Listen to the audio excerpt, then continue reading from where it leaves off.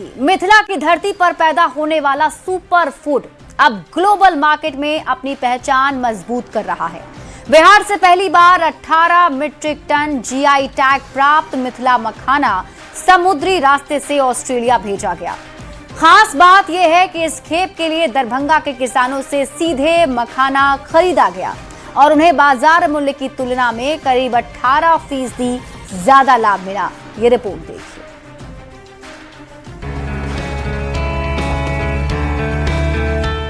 सालों से मिथिला के घर घर में खाया जाने वाला मखान अब बिहार की अर्थव्यवस्था के लिए बड़ी उम्मीद बनता जा रहा है। जीआई टैग मिलने के बाद मखाना देश ही नहीं दुनिया के बाजार में भी अपनी पहचान बना रहा है। पहली बार 18 मीट्रिक टन जीआई टैग प्राप्त मिथिला मखाना बिहार से सीधा समुद्री रास्ते से ऑस्ट्रेलिया भेजा गया है। केंद्रीय वाणिज्य मंत्री पीयूष गोयल ने भी इस उपलब्धि को सोशल मीडिया पर साझा किया। उन्होंने कहा कि जीआई टैग प्राप्त मिथिला मखाना ने वैश्विक बाजार में एक और बड़ी उपलब्धि हासिल की है। वहीं राज्यसभा सांसद और जेडीयू के राष्ट्रीय कार्यकारी अध्यक्ष संजय झा ने कहा कि मिथिला मखाना का वैश्विक बाजार में बढ़ता विस्तार मिथिला वासियों के लिए गौरव की बात है। तो मुख्यमंत्री सम्राट चौधरी ने भी मखाने के ऑस्ट्रेलिया पहुंचने को बिहार के कृषि उत्पादों की बढ़ती वैश्विक स्वीकार्यता का प्रमाण बताया है।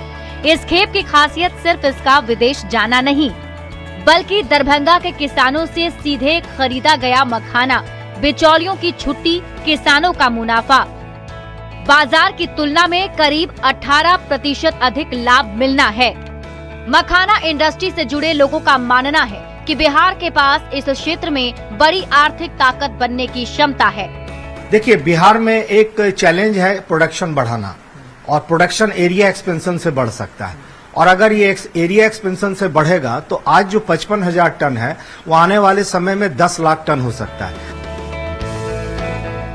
मिथिला के तालाबों से निकलने वाला मखाना अब 7 समंदर पार ऑस्ट्रेलिया तक पहुंच चुका है। जीआई टैग और बढ़ती वैश्विक मांग ने बिहार के इस पारंपरिक उत्पाद के लिए संभावनाओं का एक नया दरवाजा खोल दिया है। अब चुनौती है इस बढ़ती मांग को किसानों की बढ़ती आय, बेहतर प्रोसेसिंग और बड़े निर्यात बाजार में बदलने की, ताकि मखाना सिर्फ मिथिला की पहचान ही नहीं बल्कि बिहार की अर्थव्यवस्था का भी बड़ा आधार बन सके।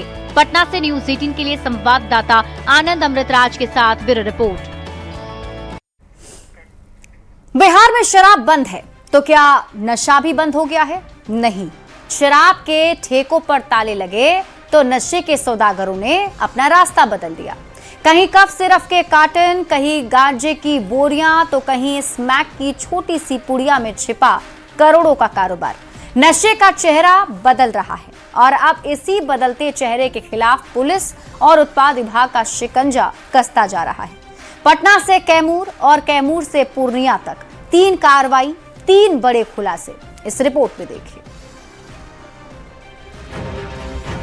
बिहार में शराबबंदी का कानून कड़ा है, लेकिन शातिर तस्करों ने इस पाबंदी के साए में नशे का एक ऐसा काला और खतरनाक नेटवर्क बुन लिया है जो युवाओं की रगों में जहर घोल रहा है। पर खाकी भी कहां चुप बैठने वाली थी। राज्य भर में नशे के इन सौदागरों के खिलाफ अब एक निर्णायक जंग छिड़ चुकी है।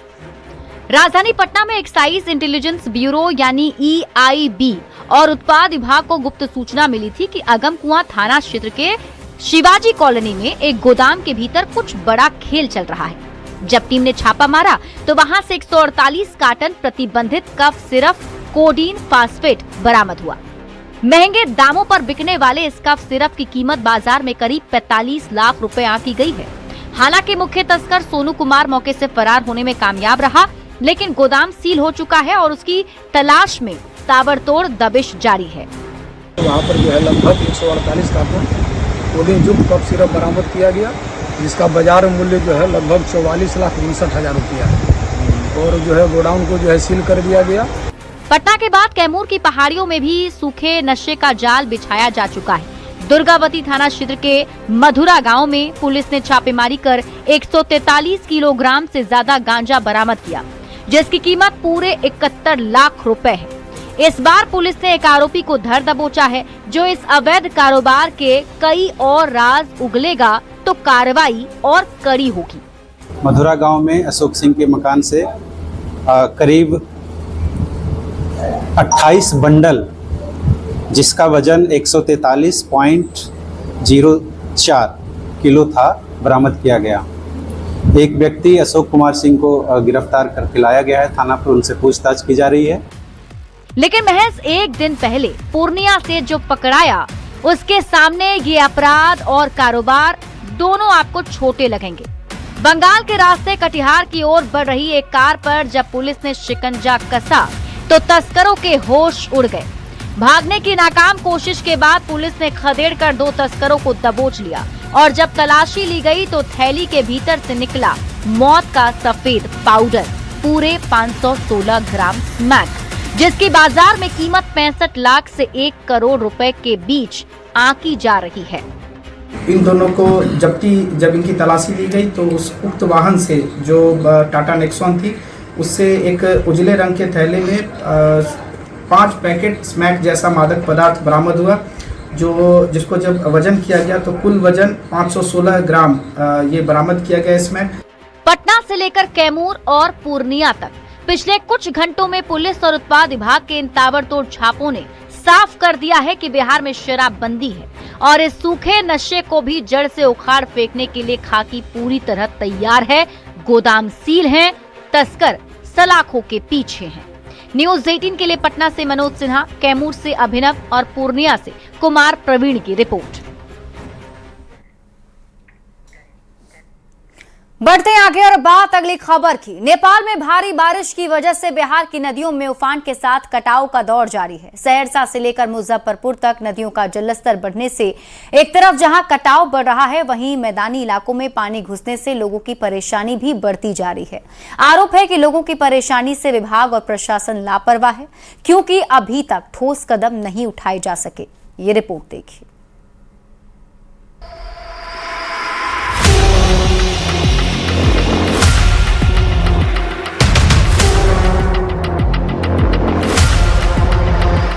बिहार की नदियों में उफान और बाढ़ का मिजाज नेपाल की तराई में होने वाली बारिश से तय होता है। कोसी नदी को बिहार का शोक कहा जाता है और नेपाल में लगातार हो रही बारिश से कोसी नदी के जलस्तर में लगातार उतार चढ़ाव का दौर जारी है।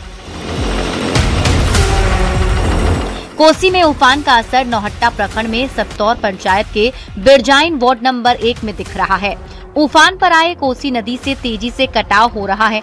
कई घर नदी में विलीन हो चुके हैं, जबकि कई घर नदी में समाने की कगार पर हैं। लोगों का आरोप है कि अधिकारी बेमौसम बरसात की तरह आते हैं, गरजते हैं, बरसते हैं और फिर चले जाते हैं। लोगों ने जल्द कटाव निरोधी काम शुरू करने और घरों को सुरक्षित करने की मांग की है। 15 दिनों से कोसी अपना रौद्र रूप ले चुकी है। 50-60 घर कोसी में विलीन हो चुका है। हम लोग प्रशासन को कई बार जानकारी दिए हैं, उसमें कोई कार्रवाई नहीं होता है। स्थानीय विधायक भी परेशान है, लेकिन कोई सुनने वाला यहाँ नहीं है। जे आबै छै से अपन पेट भात ले छै, घूर के घर जाय छै। हमरा आर के की करते सरकार, कते धारे में भेज जेबै। आब तो कुछ घर बचल छै, तो कुछ 5 गो घर बच के की करते, इहो तो लाइने पर छै क्लियर भेल।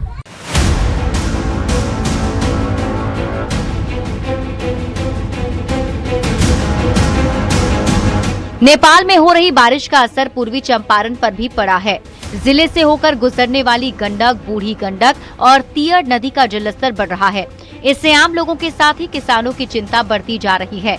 बूढ़ी गंडक नदी का जलस्तर बढ़ने से मैदानी इलाकों में पानी घुस रहा है, जिससे किसानों की फसल बर्बाद हो रही है। लोग बाढ़ की आशंका से सहमे हुए हैं। नेपाल में भारी बारिश की वजह से मुजफ्फरपुर की नदियां भी उफान पर है। कटरा प्रखंड सबसे अधिक प्रभावित दिख रहा है। बागमती नदी के जलस्तर में बढ़ोतरी से लोग बाढ़ की आशंका से सहमे हैं। लोगों का आरोप है कि प्रशासन से लेकर जनप्रतिनिधि तक लापरवाह है। कटरा और औराई को जोड़ने वाला पीपा पुल पानी में डूब गया है, जिससे 14 पंचायतों का रास्ता बंद हो गया है। वहीं पारू और सरैया में भी नारायणी गंडक नदी में उफान से लोगों की परेशानी कम होने का नाम ही नहीं ले रही। डर लगना है, जो हम सब कभी नहीं जाते हैं पानी में, जो डूम जाएगा तय के लिए नहीं जाते हैं। हम सब घरे में रहता है, सब लोग जाते हैं डूम के लेकर, हम नहीं जाते। जो डूम जाएगा तो कौन छानेगा, हमको नहीं जाते हैं पानी उनी में, तय के लिए नहीं जाते हैं। मॉनसून के जोर पकड़ने के पहले ही बिहार में नदियों के उफान ने लोगों की सांसें अटका दी हैं। नदियों के जलस्तर में हो रही बढ़ोतरी से कहीं कटाव जारी है तो कहीं पानी बढ़ने से नदियों से सटे मैदानी इलाके जलमग्न दिख रहे हैं। प्रशासन की ओर से लोगों को अभी तक राहत नहीं पहुंचाई जा सकी है। साथ ही कटाव और बाढ़ से बचाने की ठोस नीति का भी स्थानीय स्तर पर अभाव दिखता है। उम्मीद है कि नदियों के रौद्र रूप में आने से पहले कटाव निरोधी और बाढ़ राहत के उपाय पूरे हो पाएंगे ताकि लोगों को कम परेशानी झेलनी पड़े। न्यूज़ 18 के लिए सहरसा से कुमार अनुभव सिंह, मोतिहारी से अवनीश कुमार सिंह और मुजफ्फरपुर से प्रियांक सौरभ की रिपोर्ट। नेपाल में लगातार हो रही बारिश के बाद गंडक नदी उफान पर है और नदी का पानी गोपालगंज के निचले इलाकों में बसे गांव में घुस गया है। सदर और मांझा प्रखंड के कई गांव पानी से घिर गए हैं। हालात ये है कि आधा दर्जन से अधिक गांव में स्कूल, आंगनबाड़ी केंद्र, हेल्थ सेंटर और +2 विद्यालय पानी में डूब गए हैं। वहीं करीब 2 दर्जन गांव का सड़क संपर्क जिला और प्रखंड मुख्यालय से टूट गया है। आसमान से आफत की बारिश बरस रही है तो नीचे उफनती गंडक नदी तबाही मचा रही है। दियारा इलाके के लोगों को आपदा की दोहरी मार झेलनी पड़ रही है। ग्रामीणों का आरोप है कि पानी से घिरे लोगों की अब तक जिला प्रशासन ने सुध नहीं ली, जिससे लोगों में चिंता और नाराजगी बढ़ती जा रही है। गोपालगंज के रामनगर गांव से ग्राउंड रिपोर्ट दिखा रहे हैं न्यूज़ 18 संवाददाता गोविंद कुमार। के बढ़ते जलस्तर ने लोगों की परेशानी भी बढ़ा दी है। खासकर दियारा इलाके के वैसे विद्यालय जो पानी से पूरी तरह से घिर चुके हैं या फिर पानी उन विद्यालयों में प्रवेश कर चुका है और यहाँ पर तकरीबन 3 से 4 फुट जो पानी है वो बह रहा है। आप तस्वीरों में देख सकते हैं किस तरह से रामनगर का जो प्राथमिक विद्यालय है, मिडिल स्कूल है और +2 विद्यालय है, खेल मैदान है, वो पूरी तरह से पानी से घिर चुका है। गंडक नदी का जो जलस्तर है वो इस इलाके में पूरी तरह से फैल चुका है। जो लोग हैं वो परेशान हैं, बच्चे आ रहे हैं लेकिन पानी की वजह से वे स्कूल नहीं जा पा रहे हैं। स्कूलों को दूसरे विद्यालयों से टैग करने की जो प्रक्रिया है वो इस वक्त चल रही है। अब यहाँ बच्चे कैसे पढ़ते होंगे? यहाँ पे पानी आ जाता है तो पढ़ाई नहीं होता है, ठप हो जाती है पढ़ाई। हाँ। तो आप लोग इस इलाके के हैं तो कहाँ पढ़ने के लिए जाते होंगे? कहीं नहीं, पढ़ाई बंद हो जाती है बाढ़ के दौरान। हाँ। अच्छा, कब ये पानी फैला? ये रात में फैला। रात में। तो ये कब से क्या क्या यहाँ के लोगों को दिक्कत हो रही है? खासकर जो पढ़ने वाले छात्र हैं, जो बच्चे हैं, उन्हें क्या परेशानी हो पा रही है? उन्हें पढ़ने में दिक्कत होता है और इधर के लोग को इधर जाने में, आने जाने में दिक्कत होता है। देख सकते हैं जो किसान है वो जिला मुख्यालय की ओर जा रहे हैं। रोजमर्रा के चूंकि जो सामग्री खरीदनी पड़ती है या फिर रोजमर्रा के जो सामान खरीदने पड़ते हैं, माल मवेशियों के लिए चारा और दाना खरीदना पड़ता है, उसके लिए भी गोपालगंज जाना पड़ता है। परेशानी पड़ गई, माल जाल के मामूली गोजन बा, कहीं चारा नहीं। प्रशासन उसके अधिकारी आ रहे हैं गाँव में, कुछ कहाँ के हुआ पहुँचा रहे हैं आप लोग? ना, क्या क्या राहत चाहिए सरकार और प्रशासन से?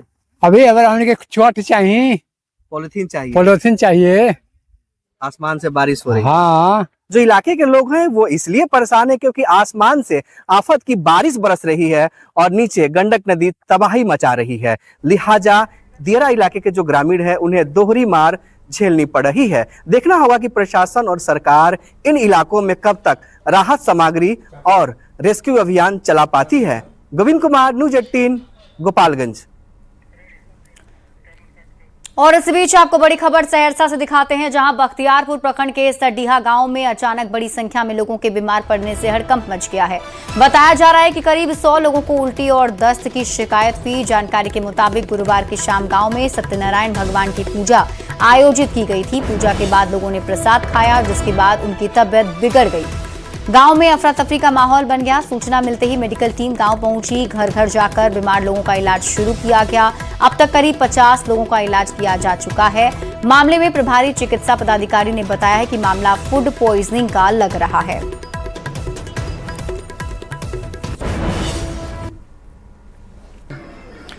जी, बृहस्पतिवार को सत्यनारायण भगवान की पूजा थी यहाँ गांव में ही, जिसमें मैं भी प्रसाद खाया था और गांव के बच्चे, बूढ़े, महिलाएं, सभी लोग जो भी प्रसाद खाए हैं, एक तरफ से सब लोग बीमार हो गए हैं। एक्चुअली जो है फूड पॉइजनिंग है, कुछ खाने से हुआ है। समझे, सबको लूज मोशन, वॉमिटिंग हो रहा है। हम लोग को मालूम हुआ था, हम लोग आए, पूरा इमीडिएट सब कुछ कर रहे हैं हम लोग। पुलिस लाइन है, एंटीबायोटिक के ऊपर सब कुछ दे रहे हैं। कितने लोग बीमार हैं सर? कुछ अभी तो तकरीबन 50 को मैंने देख चुका है, 50 को इलाज चल रहा है और अभी और सबको देखना है। मुंगेर में पशु तस्करी के खिलाफ कार्रवाई के खुलासे ने पुलिस तस्कर नेक्सस का रूप ले लिया है। पुलिस को 6 अगस्त को ट्रक में मवेशियों को ठूंसकर खगड़िया ले जाने की जानकारी मिली थी। स्पेशल टीम बनाकर जब जांच की गई तो एक लाइनर को पकड़ा गया, जिसके पास से मोबाइल, बाइक और 47,000 कैश बरामद हुए। अब उसकी निशानदेही पर जब ट्रक को रोका गया तो उसमें 35 भैंस ठूंस कर रखी मिली, जिसमें से 4 की मौत हो चुकी थी। पूरे मामले की जब पुलिस ने जांच की तो आरोपी के मोबाइल फोन में मुफस्सिल थाना और ट्रैफिक पुलिस से जुड़े कुछ अधिकारी कर्मचारियों के लगातार संपर्क के सबूत मिले हैं। दावा है कि पशु तस्करी के ट्रक को मुंगेर पार कराने में सहयोग किया जा रहा था। पूछताछ और जांच के बाद ट्रैफिक थाना में तैनात एएसआई अयोध्या कुमार के साथ ड्राइवर और 2 होमगार्ड को गिरफ्तार किया गया है। इसके साथ ही लाइनर और ट्रक के ड्राइवर खलासी को पकड़ा गया है। अब तक मामले में 7 आरोपी गिरफ्तार हुए हैं, जिनमें 4 पुलिसकर्मी शामिल हैं। जांच में खुलासा हुआ है कि ट्रक को अररिया ले जाना था और ट्रक पार कराने के एवज में 1 से 1,500 तक वसूले जाते थे। पुलिस अब पशु तस्करी के नेटवर्क की कड़ियों को जोड़ने में जुटी है। साथ ही नेक्सस के असली मास्टरमाइंड की भी तलाश की जा रही है। गाड़ी को तो उसमें करीबन 35 पशु हम लोगों ने बरामद किए और जिसमें से 4 मृत भी पाए गए और वो ट्रक भी जब्त हुआ। और जब इन अभियुक्तों से हम लोगों ने बातचीत की, पूछताछ की इन लोगों से और इनका मोबाइल वगैरह सर्च किया तो एक नेक्सस का सामने आया। एक नेक्सस जो कि जिसमें कुछ पुलिस पदाधिकारी भी शामिल थे इसको पास कराने में। उसमें ट्रैफिक के एक एएसआई जिसका नाम अयोध्या कुमार है वो शामिल था। ये लोग पास कराने के लिए, गाड़ी को पास कराने के लिए पैसा अवैध वसूली कर रहे थे और पुलिस की सहायता से ये लोग जो है आगे उसको पास करा रहे थे। इसमें 4 पुलिसकर्मी की घटना में संलिप्तता थी, उनको अरेस्ट किया गया है हम लोगों ने। और पूर्व में जैसे कि बताया मैंने कि पूर्व में जो मोबाइल के माध्यम से साक्ष्य उपलब्ध हुआ है तो कुछ पुलिस ऑफिसर और पुलिस सिपाही का नाम सामने आया, उस पर हम लोग अनुशासनिक कार्रवाई करें। बिहार में शिक्षक भर्ती परीक्षा TRE-4 को लेकर शिक्षा मंत्री मिथिलेश तिवारी ने बड़ी जानकारी दी है। शिक्षा मंत्री ने कहा TRE-4 को लेकर बीपीएससी को पहले ही अधियाचना भेजी जा चुकी है। हालांकि अधियाचना में कुछ त्रुटियों को लेकर बीपीएससी की ओर से प्राथमिक शिक्षा निदेशक को पत्र भेजा गया था। शिक्षा मंत्री के मुताबिक इन त्रुटियों को सुधारने की प्रक्रिया चल रही है। वहीं अधियाचना में छूटे हुए विषयों की सप्लीमेंट्री भी भेजी जानी है। ये प्रक्रिया अगले 1-2 दिनों में पूरी कर ली जाएगी। उन्होंने कहा कि सप्लीमेंट्री अधियाचना भेजे जाने के बाद बीपीएससी के लिए TRE-4 को लेकर आगे की प्रक्रिया शुरू करने में कोई दिक्कत नहीं होगी।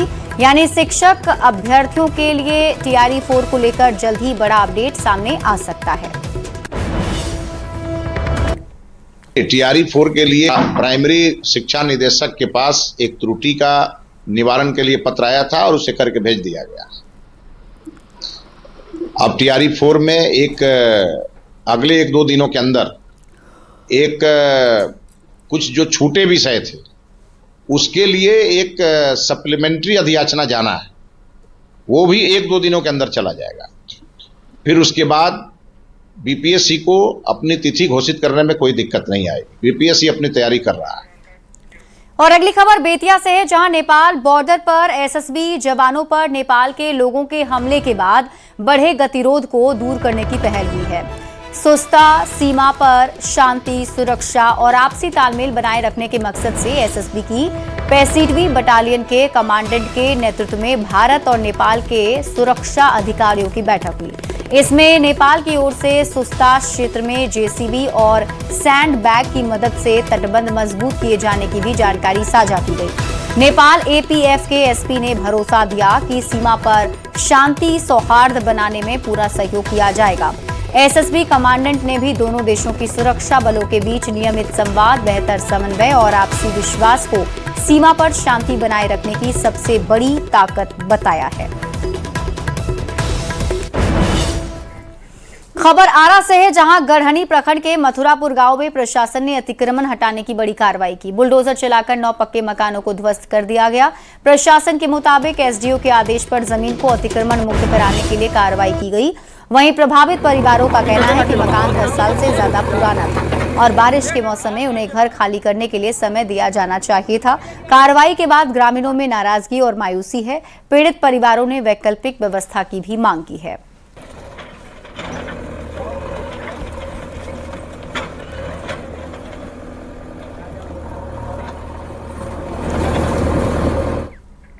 बड़ी खबर सासाराम से है, जहां न्यूज 18 की खबर का बड़ा असर हुआ है। सदर अस्पताल के इमरजेंसी वार्ड में बिजली गुल होने के बाद मोबाइल की टॉर्च की रोशनी में मरीजों के इलाज का मामला सामने आया था। घटना की जानकारी मिलने के बाद जिला प्रशासन ने मामले को गंभीरता से लिया है। डीएम दीपक कुमार मिश्रा ने जांच के लिए कमेटी गठित कर दी है। जांच रिपोर्ट के आधार पर लापरवाही बरतने वालों पर कार्रवाई की जाएगी। अस्पताल प्रशासन के मुताबिक मॉडल हॉस्पिटल के लिए अलग जनरेटर और इमरजेंसी वार्ड में इन्वर्टर की व्यवस्था है। बावजूद इसके अस्पताल में बिजली गुल हुई। बताया गया कि एमसीबी में तकनीकी खराबी के कारण कुछ देर बिजली बाधित हुई थी, जिसे बाद में बहाल कर दिया गया। न्यूज 18 ने इस खबर को प्रमुखता से दिखाया था। काम चलत रहे। हाँ, कैसा काम? एगो चेंजर के तार जल गया था। हाँ, तब उसमें कितना समय लग गया? करीब 10-15 मिनट लग गया। उतना देर जनरेटर आप नहीं चलाए तब? जनरेटर कैसे चलेगा? लाइन बनता है तो चेंजर नहीं, चेंजर बनाने के बाद लाइन नहीं चलता है। जनरेटर इन्वर्टर होगा ना? इन्वर्टर तो चलता है। हाँ, तब कैसे कट गया हो? इन्वर्टर भी कटा हुआ है। क्या है? अभी भी नहीं सर। तो मॉडल अस्पताल है, उसमें टॉर्च की रोशनी जो उसमें फ़ोटो कई जगह पे मीडिया में वायरल हो रहा है, उसको हम लोग चेक करवाए हैं और जो प्रथम दृष्टया पता चला है कि एमसीबी डाउन हो गया था। इसकी वजह से 2 मिनट के लिए लाइट गई थी और उसमें ऑपरेशन नहीं हो रहा था, उसमें प्लास्टर हो रहा था। और इसके साथ ही फिर भी इसके तह में जाने के लिए हम लोगों ने कमेटी गठित कर दिया है और उसके रिपोर्ट के बाद हम लोग इस पर अग्रेतर कार्रवाई करेंगे। सासाराम के सदर अस्पताल के मॉडल हॉस्पिटल में टॉर्च की रोशनी में मोबाइल के टॉर्च की रोशनी में जिस तरह से इलाज होने की खबर जब चलाई गई, उसके बाद जिला प्रशासन ने काफ़ी इसे गंभीरता से लिया है। रोहतास के डीएम खुद इस पर संज्ञान लिए हैं और जांच कमेटी बना दी गई है। बता दें कि यहाँ पर जो बिल्डिंग है उसके लिए बजाबते यहाँ पर जनरेटर की व्यवस्था की गई है और तमाम तरह की जो बिजली आपूर्ति की व्यवस्था है वो यहाँ पर किया गया है, ताकि 1 मिनट के लिए भी पावर कट नहीं हो। खासकर जो आपात स्थिति से निपटने के लिए जो यहाँ पर सिस्टम बनाया गया है और यहाँ जो इमरजेंसी वार्ड बनाया गया है, ट्रॉमा सेंटर बनाया गया है, उसमें निर्बाध बिजली की आपूर्ति हो, इसके लिए जो व्यवस्थाएं की गई है। इसके बावजूद इस तरह की तस्वीरें सामने आती है, जिसके बाद स्वास्थ्य विभाग और जिला प्रशासन ने इसे संज्ञान में लिया है और कमेटी तो फिलहाल बना दी गई है। लेकिन बड़ा सवाल है कि आखिर ये जो करोड़ों की लागत से ये जो हमारे पीछे आप देखते हैं ये बिल्डिंग बनाई गई और इसमें जो पावर के लिए अलग से आप देख सकते हैं कि ट्रांसफार्मर भी लगाया गया है कि ताकि पावर कट ना हो। फिर भी अमूमन इस तरह की तस्वीरें आती है कि कहीं ना कहीं पावर कट हो जाता है। बताया जाता है कि जो पावर कटने के बाद जो एमसीबी है वो उसमें कुछ समस्या आ गई थी, इस कारण लगभग कुछ क्षण के लिए बिजली गई थी। उसी समय जो है कि ये तस्वीर है। लेकिन बड़ा सवाल उठता है कि सरकार के इतने व्यवस्थाओं के बाद भी इस तरह की तस्वीरें आखिर क्यों आती है कि इलाज के दौरान और पावर कट हो जाता है और मरीज जो हैं वो परेशान हो जाते हैं। अजीत कुमार, न्यूज़ 18, सासाराम।